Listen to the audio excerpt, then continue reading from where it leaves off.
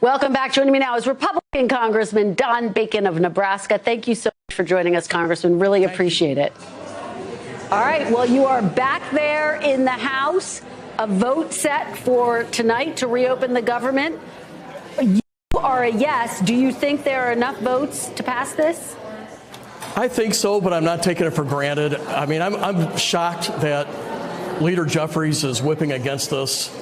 I think 5 weeks of shutdown is enough. 1.4 million federal employees not getting paid, 42 million folks being affected by SNAP not being paid out, and our airline travels, being weakened and frayed. So we should reopen government, and I have been committed to negotiating on these ACA tax credits. I'm on legislation.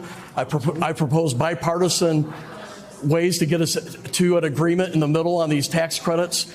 But shutting the government down is the wrong answer. It's the wrong answer every time. And I hope we have the votes tonight. I think, we have 3 different appropriations bills, so that probably puts 1 or 2 Republicans at risk in there. So I think we're going to do it, but it's going to be tight.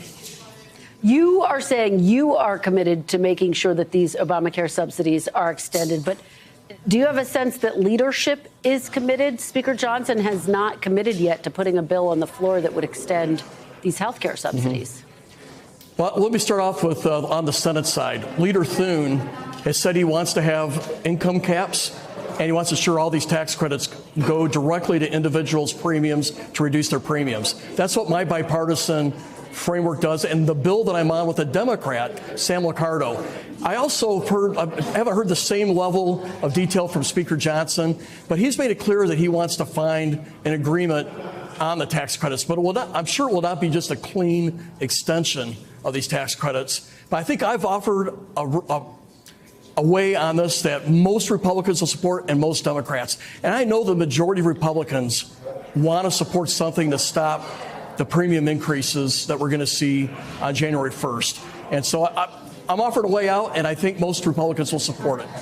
Well, let me ask you, because Minority Leader Hakeem Jeffries has a plan. He says he's going to force a vote through a discharge petition. It would be on a 3-year extension of the health care subsidies. Is that something you would support, Congressman? I believe that's dead on arrival. That's saying my way or the highway. First of all, these tax credits were put in by all Democrat votes on a single Republican vote in 2021. I'm listening to our side. We are willing to do these tax credits, but we want to cap the income. Why should someone getting $600,000 a year get these tax credits? So we're going to cap it at $200,000. That's our plan. And right now, a third of this money doesn't even go to individuals' premiums. And so we want to make sure that this money goes directly to help premiums out. So I will not support the Hakeem Jeffries My Way or the Highway bill, but I'm willing to meet in the middle. And I have Democrats already on our framework.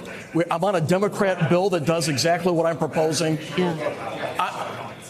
You got to meet in the middle on this to say that's my way or the highway. It just don't work in Congress.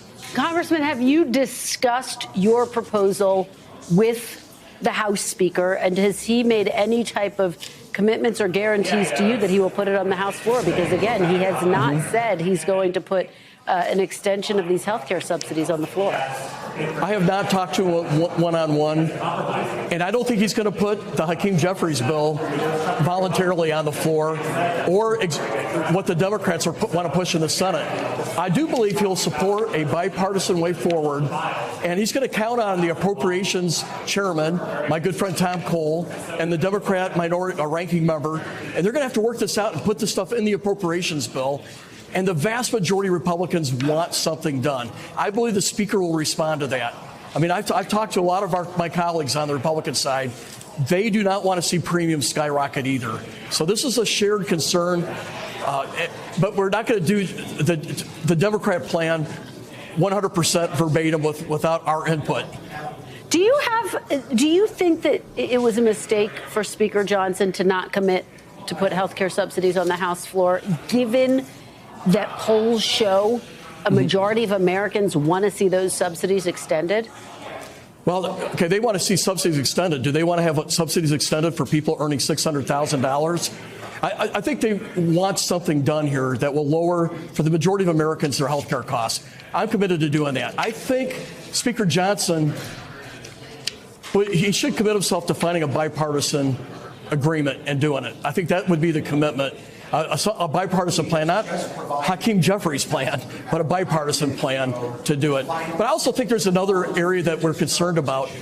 The Affordable Care Act is so expensive now that there needs to be some reforms made and something to look at. But we're not going to do this by December 31st. So I do encourage the Speaker, find a bipartisan plan, buy us a year or two, and let's look at how we can lower the cost of health care beyond, into next year or the following year. But we're not going to be able to do that by December 31st. All right, Congressman, let me turn to the other big story today, of course, the release of some more of the documents related to Jeffrey Epstein, initially by House Democrats today, including an email where Epstein said President Trump, quote, knew about the girls. What was your reaction to that document and the others? Well, we've always known there was a friendship there, but at some point they had a falling out. So bottom line is, I'm for transparency. I would like to point out to your viewers, the Oversight Committee provided thousands and thousands of pages today.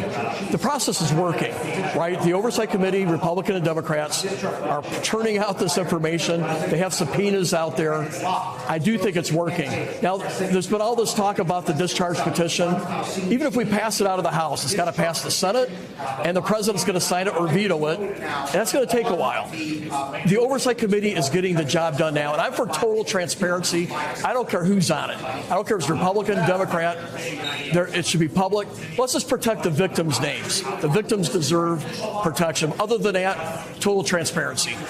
So you support releasing all of the documents, including the documents that DOJ has access to, in the name of transparency. So would you support? Okay.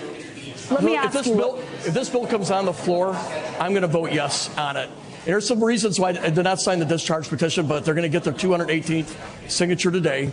And with that aside, that bill will come on the floor. I will vote yes. Okay. Let me ask you to respond to White House Press Secretary Caroline Leavitt. She called this whole thing a, quote, manufactured hoax by the Democratic Party. But you yourself are calling for transparency. Others of your Republican colleagues are. In fact, a lot of the MAGA base is calling for transparency here.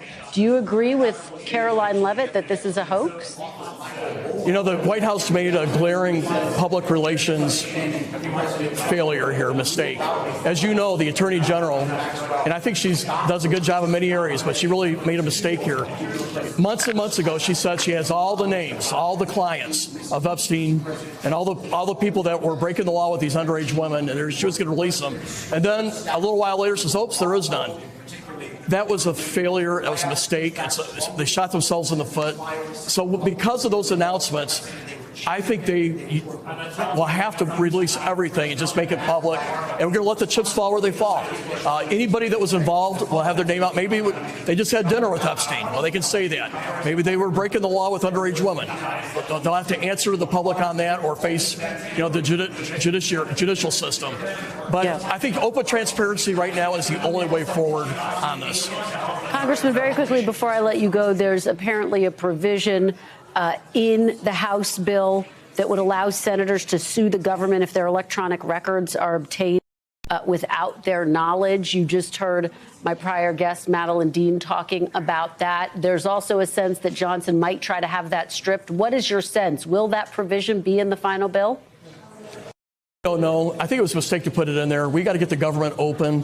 It's better to keep all of this nefarious stuff out. Let's do the 3 appropriations bills. Let's do the CR through January 31st. Those other 3 bills through September 30th. That should have been the focus. Let's pay our federal workers.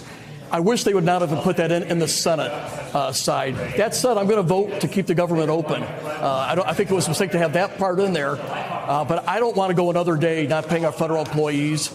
I don't want to stop SNAP. And I want to get our airline travel back to normal and safe.